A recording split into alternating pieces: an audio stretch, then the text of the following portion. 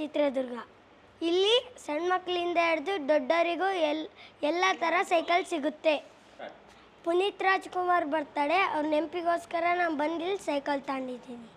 ನಿಮ್ಮ ಮಕ್ಕಳ ಖುಷಿಯೇ ನಮ್ಮ ಸಾಯಿ ಸೈಕಲ್ ಶಾಪಿನ ಖುಷಿ.